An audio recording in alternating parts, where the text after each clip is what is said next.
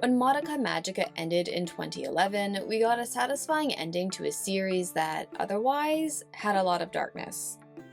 By no means do we get a happy ending, but the series concludes on a hopeful note as Homura vows to keep fighting in the name of Madoka's wish to protect the world that Madoka loved.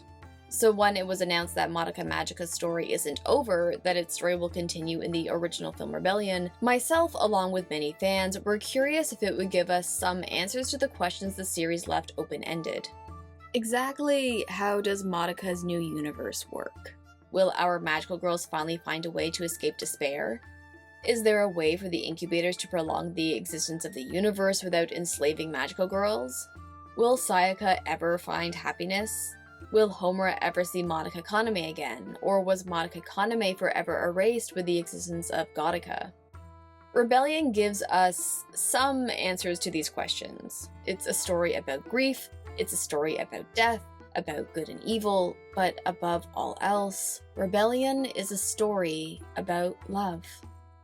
But it's been about 13 years, so I think a quick recap of the events of the film are in order. The first moments of Rebellion seem to be retreading old territory. Madoka has a dream she's a magical girl, goes through the same flow of events we saw in episode 1 of the series, although there are a few significant alterations. Madoka is already a magical girl. Kyubey has become a mute. Kyoko now goes to Mitakihara High. Homura, who arrives as the new transfer student, is a magical girl who gets along swimmingly with Mami and Sayaka. And perhaps most significantly, witches do not exist, and neither do the wraiths that were introduced at the end of episode 12. And just for everyone who left a comment on my Homura Kemi video, they were called demons in the sub I watched, so... leave me alone! The big threat to Mitakihara are nightmares. What's more, the battles between magical girls and nightmares are... fun. No one gets hurt, not even the nightmares.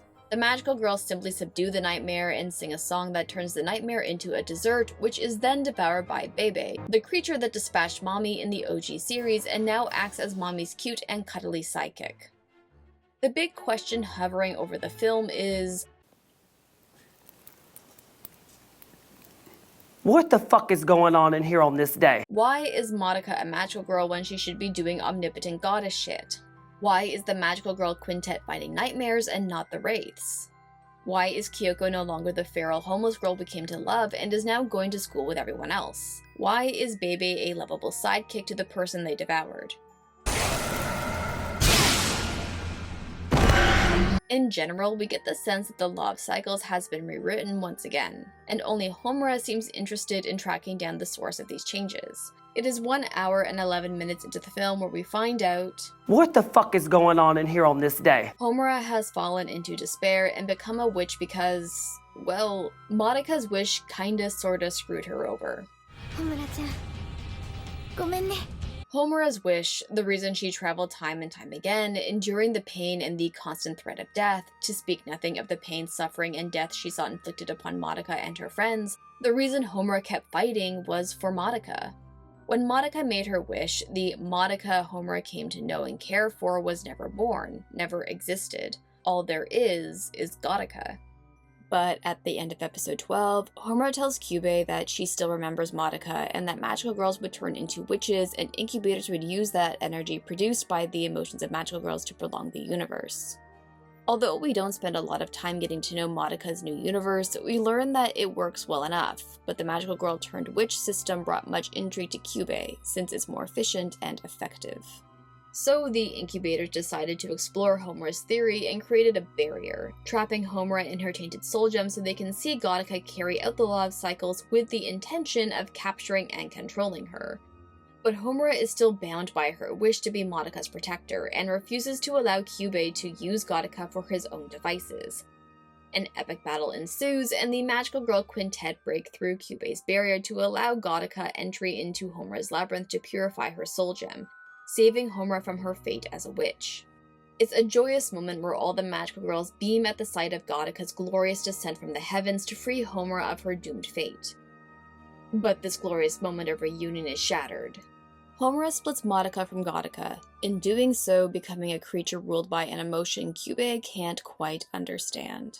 An emotion Homura describes as love. So finally, definitive confirmation that Homura is, indeed, in love with Madoka. Except... What is love? Okay, just so we are all on the same page, I personally see this as confirmation of Homura's romantic feelings for Madoka, and if you have stuck with me this far, you probably agree with me. Congratulations, we are all inhabiting the same echo chamber. But in the Rebellion guidebook, there is an interview with writer Gen Otobuchi and co-director Akiyuki Shimbo that complicates this interpretation.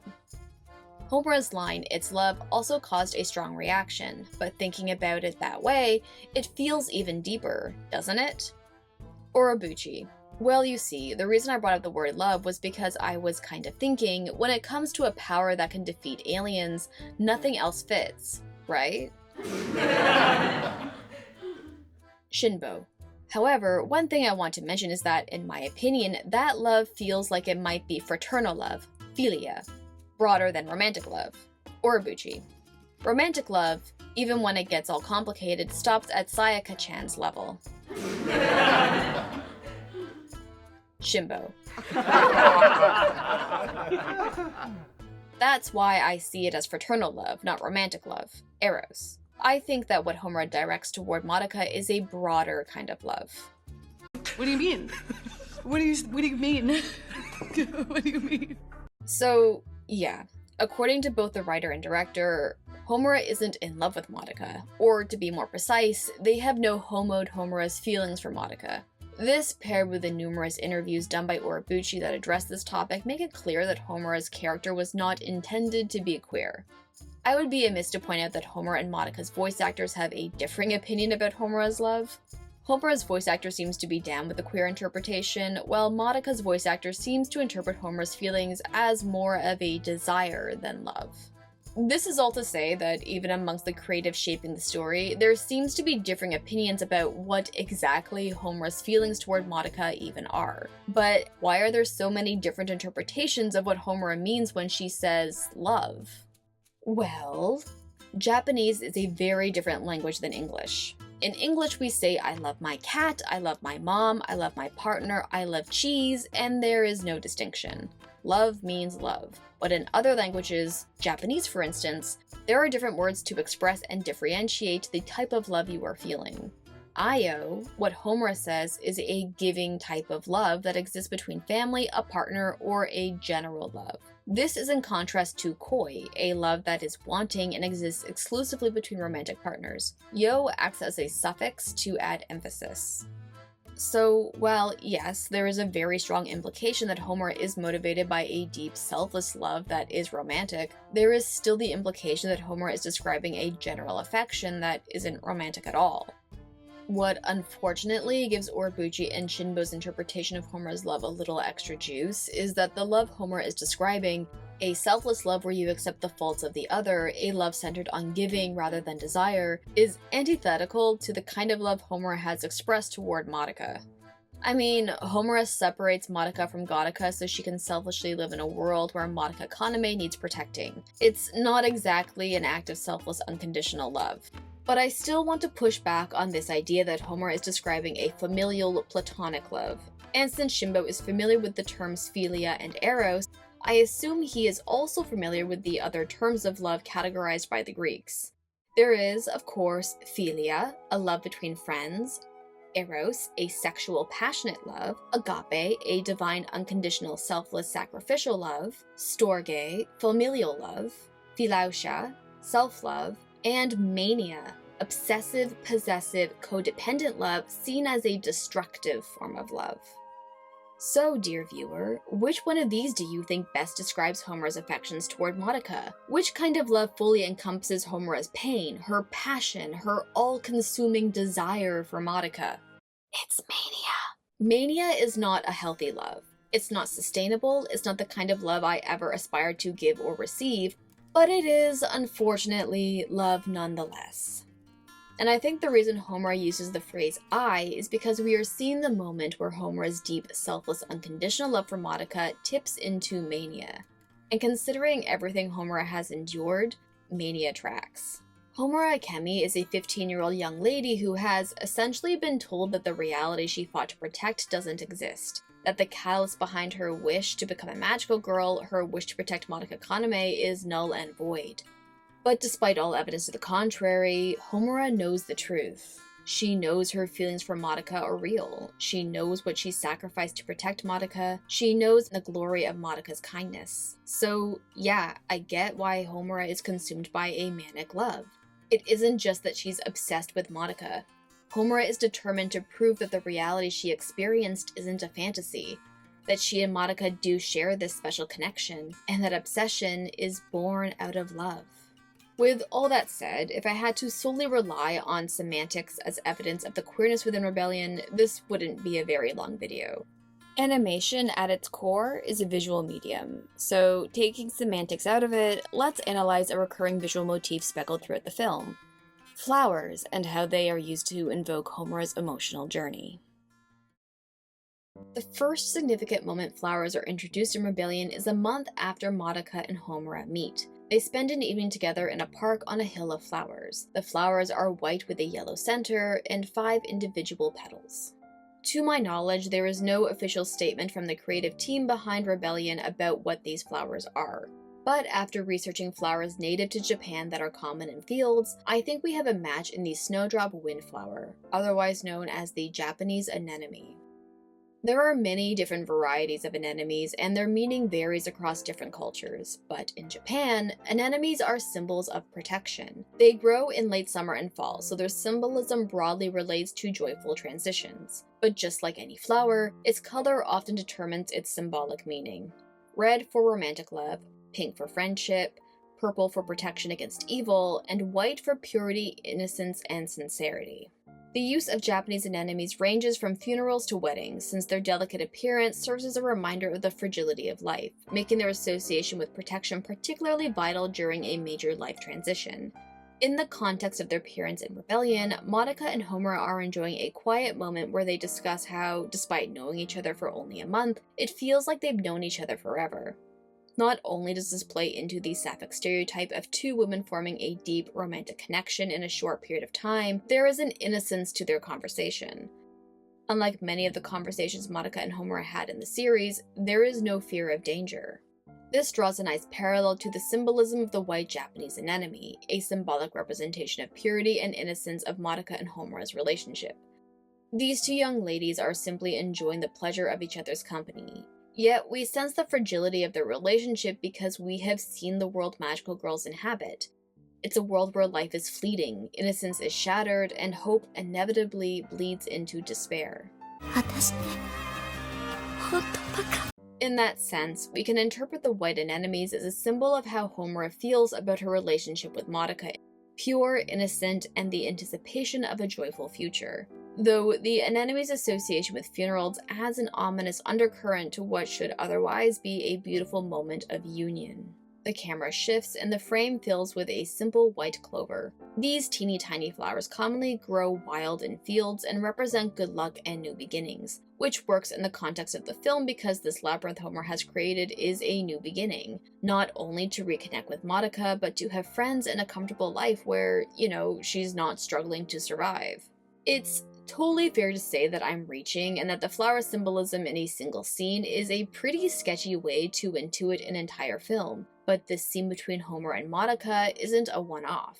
We later have a scene with Homura and Madoka in that same field of flowers. At this point in the film, Homura has started investigating her suspicions that she is trapped within a witch's labyrinth and begins to question whether the Madoka she has been interacting with is actually Madoka Kaname.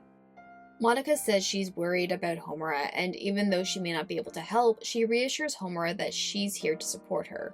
Homura reveals a half-truth, that she had a dream Madoka went far away, so far that no one remembered her. No one except for Homura. And that filled Homura with so much sadness, she began to worry that she made up all these memories of Madoka and began doubting herself.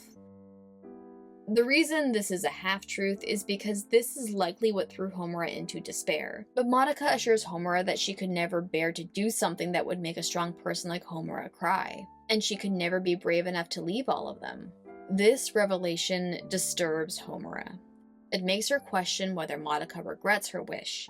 She cries and the white anemones turn purple as Homura concedes that if those are Madoka's true feelings, she should have stopped Madoka from making her wish. There is a lot to unpack here, but for now, I think we need to set aside whether or not Madoka is speaking the truth when she says she isn't brave enough to leave the people she loves. According to Shinbo, this is the real Madoka, and what she says in the Field of Flowers is an accurate representation of her feelings. According to Gen Otobuchi, Madoka is a character fabricated by Homura. But while we can spend hours debating the true meaning behind Madoka's words, the events of Rebellion very much take place in Homura's head, not Madoka's. So we have to consider Homura's bias about why she might want to believe that Madoka Kaname regrets her wish. As this fear washes over Homura, the field of anemones are tainted purple. A purple anemone is often associated with protection from evil spirits, an appropriate metaphor since this is the moment Homura realizes that the only way she can protect Madoka is to rip her from goddesshood, a feat that would require Homura to become more than a witch, more than a goddess. This interpretation is given a little extra thrust when Homura tells Madoka that she is the kind of person who can make difficult decisions. As the word leaves Homura's lips, the purple flowers go black and wilt. This is symbolic of how Homura will literally have to make a difficult decision that will cause her to die. But I think it's also symbolic of Homura's slip into mania, of how she is twisting Madoka's words to mean something that resonates with her desires rather than Madoka's desires. Homura says that when there is something that only you can do, it pushes you to be stronger and kinder than you ever thought possible. The flowers rebloom into white lights that ascend to the sky. This may symbolize a spiritual rebirth or transition. Homura has awakened to the truth that she has fallen into despair because she has lived in a reality that has erased the person she cares most about. And so Homura believes she's doing the right thing, that she is protecting Madoka's happiness, that she is unburdening her of an unhappy fate and taking on Madoka's pain, which is something we've seen Homura do before. But remember, we don't know if Madoka actually regrets becoming Gattaca. Madoka never says that she holds this regret, but Homura wants Madoka to regret her wish because it would better align with her wish and her desires, which is why it's clever to illustrate Homura's distorted perception of Madoka's desires by the white flowers turning purple, then wilting, then ascending. Representing Homura's love for Madoka, which at one point was pure and selfless, is now reborn as something else. Mania born from a desire to protect Madoka from evil. We see Homura's warped logic at work when she says that although she fears Madoka is just an illusion, she believes this is the true Madoka Kaname, and the reason Homura wants to believe in this truth is because she just wants to see Madoka again, to speak openly with her, to feel her kindness. This scene concludes as Homura leaves to test her theory about the witch's labyrinth, ultimately revealing that she has become a witch. Which, on a broader note, complements the dual association Japanese anemones have with weddings and funerals. Homura's love for Madoka stems from a joyous hope for happiness, but their relationship ultimately is tied to death and the desire to protect the other from evil. But the flower symbology doesn't end there. When Homura accepts that she's become a witch, she becomes engulfed in a field of red flowers. If you are an anime watcher of culture, you have probably seen these flowers before. They are the red spider lily, a flower deeply embedded in Japanese culture as a symbol of death and rebirth. Because these stunning flowers are poisonous to wild animals, they were commonly planted in Japan's pre-cremation graveyards to prevent the dead from being eaten. But aside from their practical uses in cemeteries, red spider lilies, or higabana, literally means flowers of the other shore, a reference to the Sanzu River, a legendary river in Buddhist legend that souls of the dead must cross to meet the afterlife. So I don't think it's a stretch to interpret the red spider lily as an appropriate metaphor for Homura's emotional journey. Like, Homura's witch form is named Homu Lily. Homu Lily. And we see the red spider lily adorning her witch form. Homura has come to the realization that she is a witch. She has fallen into despair and is no longer part of the world she was born into. Her destiny now is to rage and rampage until Gattaca descends from the heavens to purify her tainted soul gem, disappear, and ascend to magical girl heaven. Because red spider lilies are said to bloom along the Sanzu River, legend says that red spider lilies bloom when you leave someone you will never see again, particularly when lovers are forever separated. This is why when you see red spider lilies in Japanese media, it is often when two lovers are separated, adding some weight to a queer reading of Homura's feelings toward Madoka. No matter her fate, Homura is never going to see Madoka again, which plummets her into despair. On the one hand, if Homura allows Madoka to purify her soul gem, Homura will disappear, never to see Madoka again. On the other hand, if Homura doesn't allow Madoka to purify her soul gem, she will be condemned to a damned existence as a demon, the antithesis of everything Madoka represents. Which begs the question, what does Madoka represent? Much of Madoka's magical girl aesthetic consists of soft pinks and whites. Aesthetically, everything from Madoka's color palette to her frilly outfit to her pink hair is very cherry blossom coated. Cherry blossoms are probably the flower most associated with Japan, with troves of tourists flying to Japan every year to take in the fleeting beauty of the cherry blossoms. They are a symbol of spring, which is a time of renewal, and the graceful acceptance of a karmatic destiny. Because of these qualities, cherry blossoms have been historically associated with the samurai, a class of warrior who live with honor and respect, preserving their strict moral code even in death, called the Bushido Code. It is fitting then that Madoka, the namesake of the series, is the embodiment of the cherry blossom.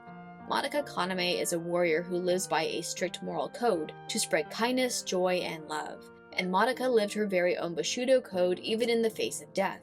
And like the cherry blossom, Madoka Kaname's existence was short-lived, yet celebrated for its fleeting beauty. In Rebellion, we see an enormous cherry blossom tree bloom when Madoka breaks the barrier Kyubey erected to trap Homura in her labyrinth. It's a moment when Madoka consoles Homura to embrace death with dignity. But maybe flower symbology isn't your thing. Maybe it's too vague and broad to make a compelling argument about the queerness in Rebellion. But the queerness in Rebellion doesn't only linger in flower symbology.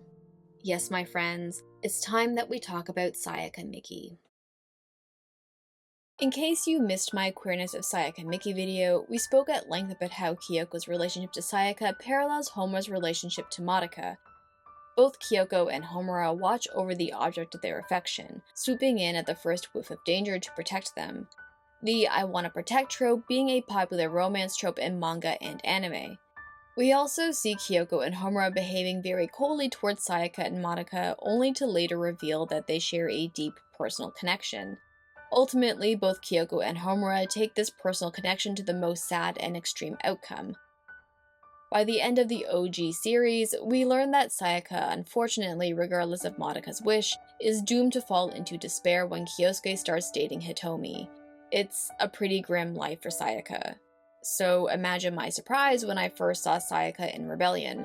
She's actually happy! My girl seems healed! We also see that she's no longer mooning over Kyosuke.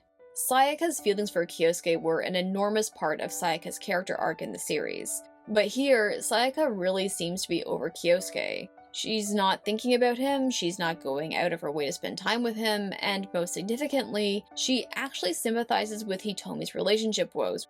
One of the biggest battles is a nightmare that Hitomi manifests because Kyosuke is a shit boyfriend and keeps ditching Hitomi for his violin.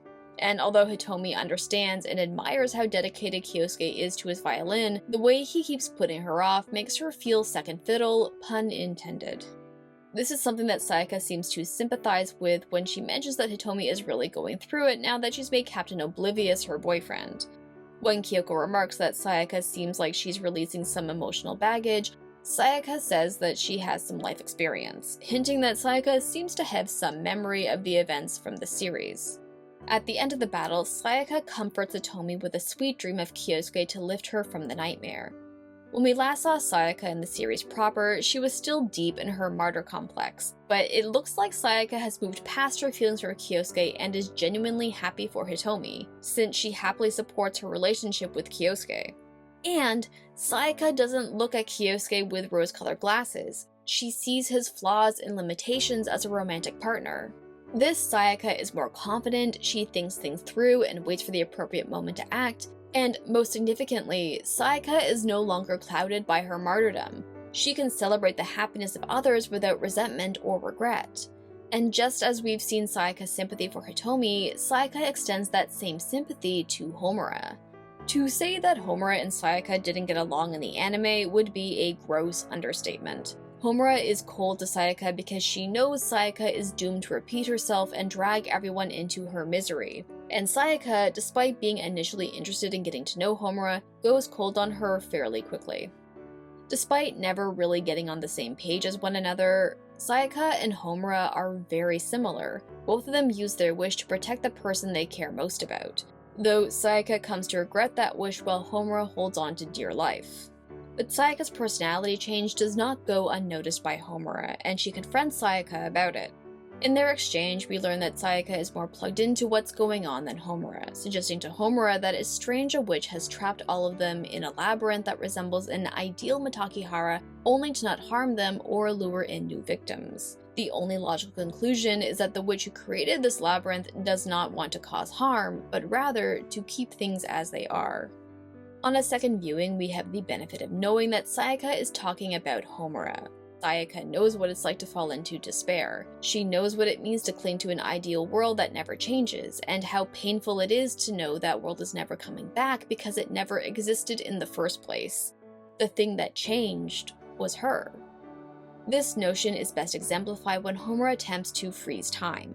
Sayaka stabs her sword into Homura's shield, saying that she has a bad habit of retreating into her own little moment. And I like it. It's a nice little reversal of what we saw in the anime. Sayaka knows Homura has fallen into despair, that she's trapped in this labyrinth, that she's in a deep amount of pain that she's not yet ready to face. But rather than trying to force Homura to get a grip on reality, rather than kicking up a big fight, Sayaka tries to nudge Homura in the right direction through compassion and understanding. Sayaka even asks Homura if she intends to unalive the witch who created this labyrinth for the simple crime of being a witch. Homura stumbles over her answer, as if to come to terms with the truth inside of her. Sayaka remarks that there isn't anything wrong with living happily in this ideal Matakihara, posing the question, is the heart that wished for this so sinful that it needs to be destroyed? As a magical girl whose final form is a witch, she can't help but sympathize. Which, could you imagine anime Sayaka sympathizing with the witch? Truly, we see a lot of maturity from Sayaka. She's more empathetic and is truly on Homura's side. Even when Homura deduces incorrectly that Sayaka must be the witch responsible for this labyrinth because, unlike Kyoko and Mami, Sayaka remembers witches and labyrinths, Sayaka doesn't try to force her superior knowledge onto Homura.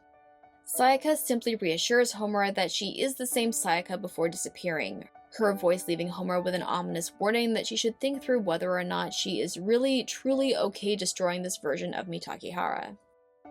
I personally enjoy seeing a more confident version of Sayaka, especially when we later learn that this really is the Sayaka Miki from the anime. Because Sayaka and Bebe turned into witches, unlike Mami and Kyoko, they were purified by Gattaca and now act as her assistants, holding on to Madoka's memories until she can return. But instead of being resentful that Homura gets this special treatment from Gattaca, rather than being frustrated with Homura for not remembering she turned into a witch and has dragged all these people into her labyrinth, Sayaka is compassionate and eager to help in whatever way she can. And why, you ask? In the same way that Homura's labyrinth is a second chance for Homura to be with Madoka, Sayaka gets to be with Kyoko. This is her second chance to enjoy life and do all the things she didn't get to do during the run of the anime. In one of the most heart-wrenching scenes in the entire franchise, Kyoko has a moment with Sayaka. Sayaka reveals that she did have one regret when she died, punctuated by her tenderly holding Kyoko's hand and saying she regretted leaving Kyoko behind. And the reason Sayaka took this assignment was because it meant she got to be with her again. Sayaka does not say that she is in love with Kyoko. They don't kiss or do anything overtly romantic, but it's hard to brush this off as platonic, especially when you take in the totality of Sayaka and Kyoko's relationship. Kyoko and Sayaka were not friends, but the reason Kyoko reaches out to Sayaka is because she sees something of herself in Sayaka. Both Sayaka and Kyoko want to believe the best in people. Both believe that a kind heart and pure intentions will triumph over darkness and despair. And both of them are willing to sacrifice their own lives to protect what they hold dearest.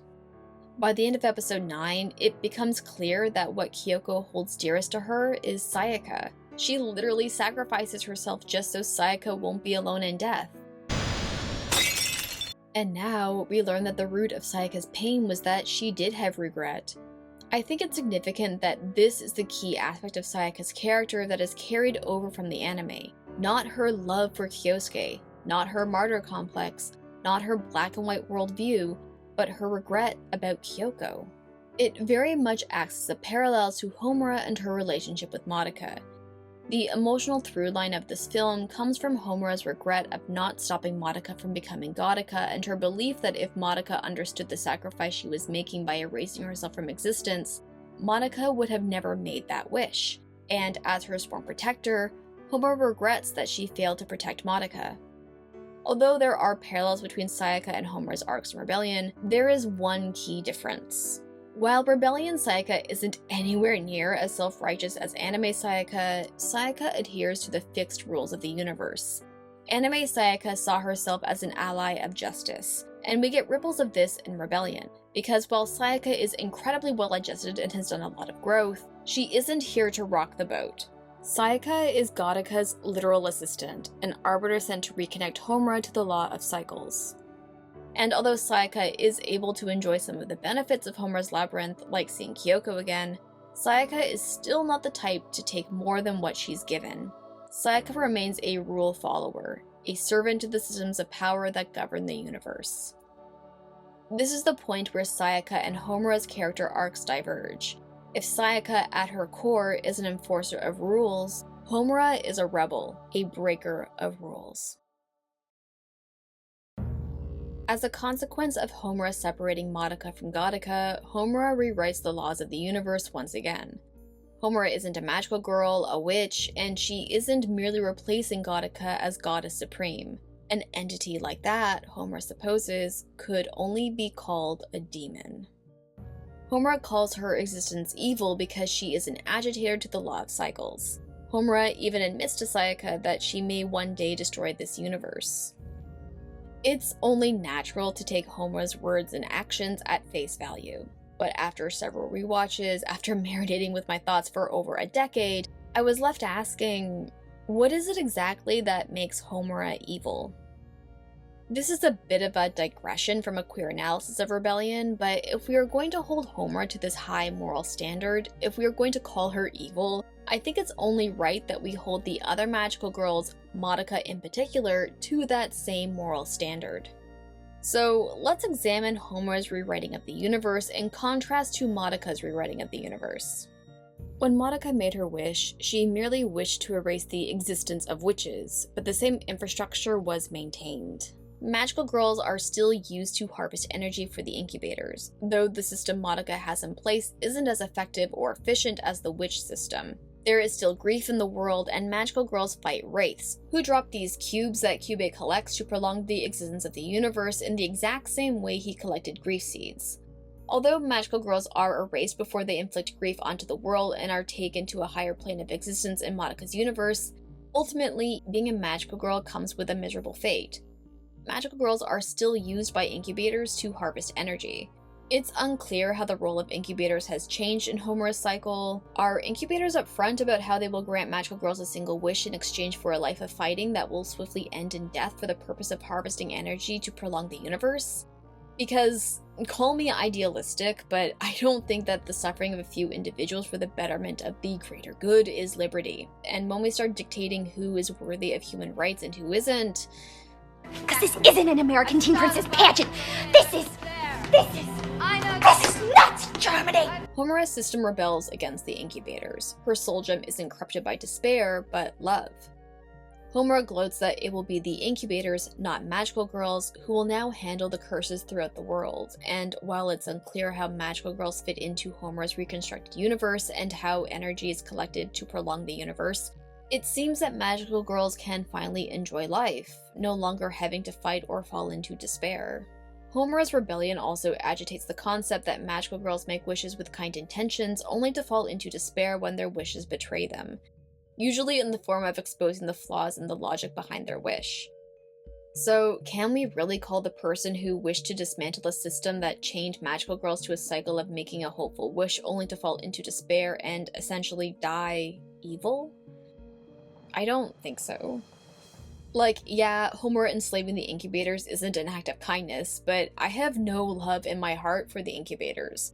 Even though we are told in the anime by Homura that incubators don't think they are doing anything wrong because incubators don't understand human emotion, they are creatures ruled by logic, I'm not totally convinced that the incubators truly believe they're not doing anything wrong. If that were true, why are they not more upfront about the deal magical girls are making? Kyubey even says that when magical girls find out the truth, they feel betrayed, hurt, angry, stupid. And that's because incubators want magical girls to fall into despair and hatch a grief seed that will eventually be harvested for its energy. Obviously, they know the pitch of, hey, I'll grant you whatever wish you want, and you get to fight these things called witches, which you will become when you fall into despair, and then I'll harvest your energy to keep the universe going. Yeah, I don't think magical girl recruitment will be quite as popular if incubators lead with the truth. So, while I hesitate to call Homura's enslavement of the incubators evil, I would definitely call it retaliatory, which is to be expected when you are enslaved in a system that exploits and represses you. But I mean, obviously Homura taking away Madoka's goddesshood is an evil act, right?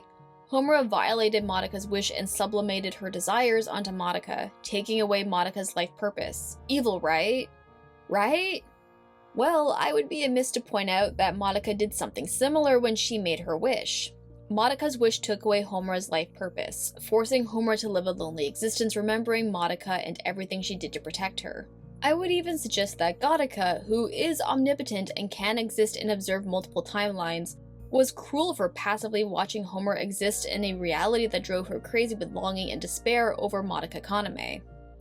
Shimbo has even said in an interview that it was a mistake on Madoka's part to allow Homura to exist with her memories of Madoka, and Orobuchi agrees, saying Madoka's wish was flawed because she had some attachment to this world. Although we see Madoka making declarations about how she loves everyone equally and how she wanted to make the wish that respected the wishes of magical girls, Madoka had selfish motivations behind her wish. Throughout the anime, Madoka flagellates herself for being useless, stupid, and weak, relegated to standing at the sidelines while her friends suffer. But Madoka's wish to erase witches remedies her inadequacies. Madoka's wish not only fulfilled her desire to be useful, she also turned into an entity that is beloved amongst magical girls. When Sayaka confronts Homura in her altered universe, Sayaka mentions that she feels cut off from a higher being, a connection to a power outside of the universe. So, Homura's greatest crime is that she essentially destroyed God, cutting off all magical girls from a higher power that governed their existence. Which, I have to query, is that really a bad thing? Madoka's wish elevated her to the status of goddess while the magical girls of the world are still victimized by the cycle of a hopeful wish leading to greater despair. A cycle that, at the end of episode 12, it is alluded to that even Gattaca will fall victim to. Madoka's wish was merely the destruction of witches, and although Madoka promises she won't fall into despair and become a witch, it does seem that there is no escape to paying the price for making a wish. This cycle of a hopeful wish leading to greater despair is the overarching concept of Madoka Magica. The series creator, again Orobuchi, did his best to explain his philosophy in an interview with Asahi Shimbun, Japan's second most circulated newspaper. Asahi. Magical girls who are full of hope and strive to save the people soon suffer from hatred and jealousy, which turn them into the enemy witches. The change from good to evil left an emotional impact. Orobuchi. For example, Al-Qaeda brought down the Twin Towers due to their self-righteousness. Justice for some people is an evil for others. Good intentions, kindness, and hope will not necessarily make people happy. Give me just half a second. What the fuck? The interview goes on for a little bit. If you want to read it in its entirety, I've included a link in the description, but Orobuchi really thinks he's making a salient point and circles back to it when the interviewer asks, "But isn't it that humans cannot live without desiring something?" Orobuchi. Getting back to Al-Qaeda, the desire to lead the world in the right direction is not wrong in itself. The decision Madoka, the main character, makes at the end of the series is the result of her not wanting to deny the fact that magical girls held hope. What the fuck? I've said it once, and I will say it again. Gen Orobuchi is a curious individual. And while Orobuchi received quite a lot of criticism about this quote, deservedly so, We are going to set aside his juxtaposition of teenage girls who just want affection to a terrorist organization. I do not want to ignore the troubling remarks. Like, seriously, Urabuchi, what the fuck? But I bring up this quote not to throw shade at Urabuchi, but because I think if we take his quote in the light most favorable to Urabuchi, we get to the heart of the central philosophy guiding Urabuchi's writing of the series. And what Urabuchi is trying to say is that people will go to extreme lengths to protect the things that they hold closest to their hearts. Do I think this point could have been made without Urabuchi comparing magical girls to a terrorist organization? Yeah. Yes, I do. In fact, I feel like bringing up Al-Qaeda in this context actually weakens Urabuchi's point, but I do agree with what I think is Urabuchi's broader point that throughout human history, we have seen humans commit terrible acts in the name of protecting the things that they care about. However, despite my agreement with Urabuchi on this incredibly basic level, I think that Madoka Magica would be a very grim series if young girls are punished for wanting things that are on the lower end of Maslow's hierarchy of needs. Which, you know, maybe that's the point, but that is a point that needs to be made with nuance.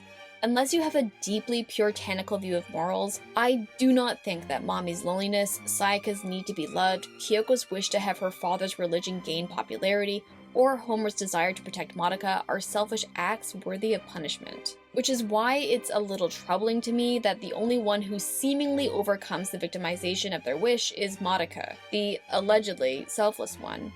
It has the troubling implication that girls can't want anything for themselves, that they should exist without personal desire and in service to the patriarchy, I mean, the incubators.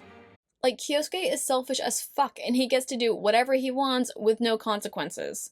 Hot girlfriend and all.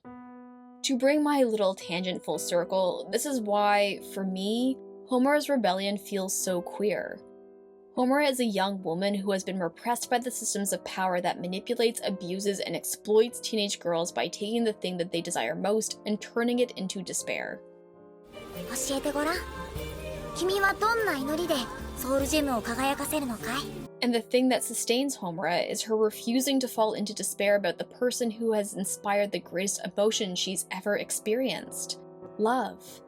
And to preserve that emotion, Homura must take matters into her own hands, turn the system upside down in order to exist as her true self, even if her true self, in the eyes of this system of power, makes her evil. In respect to the queer experience, like, yeah, totally relatable. I'm not saying Homura was in the right all along. I am in no way advocating that Homura forcing her feelings onto Madoka by creating a reality where Madoka isn't in control of her destiny is a good thing. I do think that Homura's actions at the end of Rebellion come from a place of mania, an obsessive, dependent love that blooms from a place of insecurity, a destructive form of love. But I don't think that that makes Homura evil incarnate.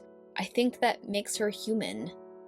Human in a world where women are either worshipped as goddesses for existing without selfish desires or demonized for pursuing their desires. The last 20 minutes of Rebellion changes everything we thought we knew about the world of Madoka Magica.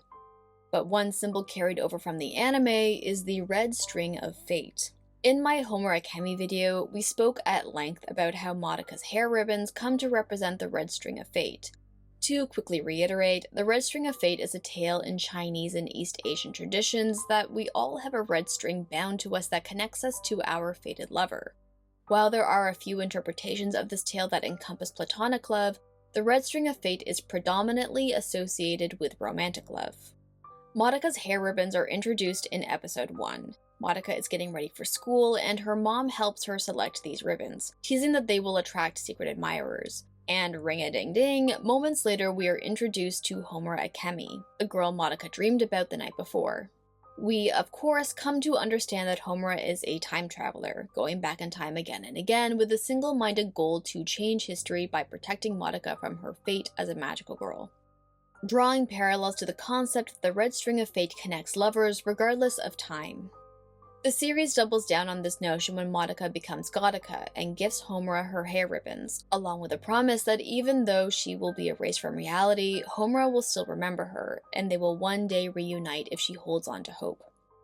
We see Homura wearing Madoka's hair ribbons as a tribute to their lasting connection, but throughout Rebellion, Homura doesn't wear these ribbons because, well, Madoka is here and she's wearing them. They only appear on Homura when we see her outside of her labyrinth, which makes sense because in reality, Homura has the actual hair ribbons Gattaca gifted her.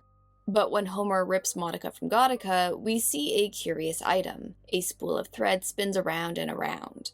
Homura breaks her soul gem and the shards fuse with the spool of thread, transforming into Homura's new soul gem. Call me crazy, but I see this spool of thread as a literal representation of the red string of fate.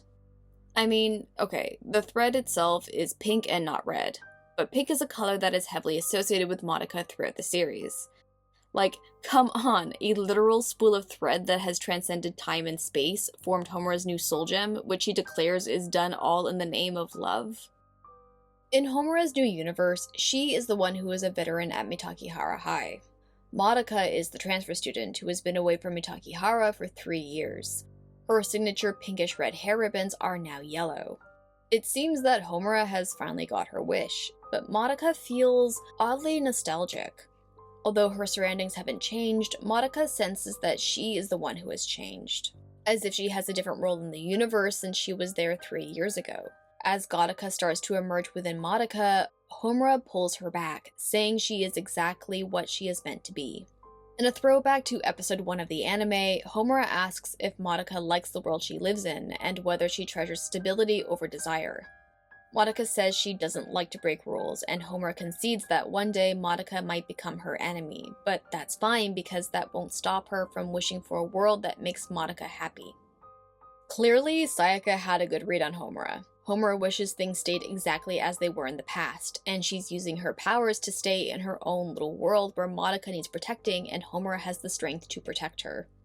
Homura removes her red hair ribbon, the same one Madoka gave her at the end of the series, and replaces Madoka's yellow hair ribbons with the red ones, remarking that they do look better on her after all. We later see Madoka wearing these hair ribbons at home with her family. Clearly, she's taken to liking them. This constant back and forth with the red ribbon shows a connection between Madoka and Homura, one that conquers time and space, one that Homura promises will still exist if she and Madoka become enemies. And this connection is love. The root of this love comes from a different place for both girls. Madoka's from a godly love and Homura's from the bowels of human desire. But despite being at opposing ends of the red string of fate, Homura and Madoka are bound together, these hair ribbons a symbol of their love and an exchange of power between them. Rebellion ultimately leaves us with many of the same questions we had at the end of the anime.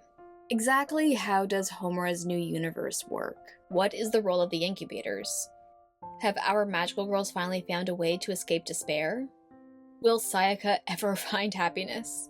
Will Gattaca re-emerge? And when she does, how will this impact her relationship with Homura? Are we supposed to truly believe Homura is evil, or are we meant to see the nuances in her motivations to challenge systems of power that repress and exploit her and the people she loves? Honestly, I don't know the answers to any of these questions. Maybe we'll find out in Walpurgis Not Rising. But as things stand, Rebellion has an interesting relationship to queerness. It seems like given the many inquiries into the sapphic undertones in the anime, Rebellion decided to double down, adding more sapphic subtext and even a love confession. However, that confession has been walked back by its creators in numerous interviews, and the nuances of queer storytelling remain subtle enough that it won't isolate an audience who might be offended by seeing queer anime girls on their screen. But with all that said, the fact that Homura does use I to describe her motivations in Rebellion makes her queer love for Madoka canon. And whatever Orobuchi and Shimbo might say in interviews, no matter the declarations of friendship, we will always have that. I mentioned at the top of this video that Rebellion is a story about love. It's about how love can bring you joy, how it brings you despair, how it pushes you to transform yourself, how it can push you to rebel against systems of power, and how your pure, selfless love can turn you into a manic demon. Which, from a queer reading, is not exactly an endorsement of LGBTQ+ representation. However, I don't expect my media to portray queer relationships as perfect. Some of my favorite pieces of queer media portray broken people in broken relationships. I know you, Naomi. I know you're lonely. I think you need someone to want you. Well, I do want you. So be brave and want me back. And that's because love isn't a Corinthians verse. Love is patient, love is kind, it does not envy, it does not boast. It is not proud, it does not dishonor others, it is not self-seeking, it is not easily angered. It keeps no record of wrongs. Love does not delight in evil, but rejoices with the truth. It always protects, always trusts, always hopes, always preserves. Love never fails. I mean, I think it's a nice idea. Sign me up. But this kind of love is fiction. It's the love of a god, or at least the concept of how an all-powerful deity loves. This isn't how humans love. Humans aren't perfect. We are messy, we have ego and traumas and desires. We love the wrong people. We can love the right person, but they might not love us back. But none of that means our love isn't real or that our love is evil. It just means that our love is filled with desires that cannot be realized. Which is what makes Homura's love so queer. Her love, her desires, are desires of a teenage girl who just wants the person she loves to love her back. And not in a godly love, in a personal desiring kind of love that can feel world-changing. That doesn't make Homura a demon, that doesn't make her evil. It makes her human. It makes her queer. But maybe Will Purpose Not Rising will debunk my queer feminist interpretation. I guess we'll just have to keep holding on to hope. As ever, thanks for watching. I'm sorry about the wait between videos. I really appreciate you sticking with me through this long gap while I figure some stuff out. If you want to stay in touch, you can follow me on Instagram where I post updates, some of my other artistic endeavors, and cat pictures. I hope to see you soon.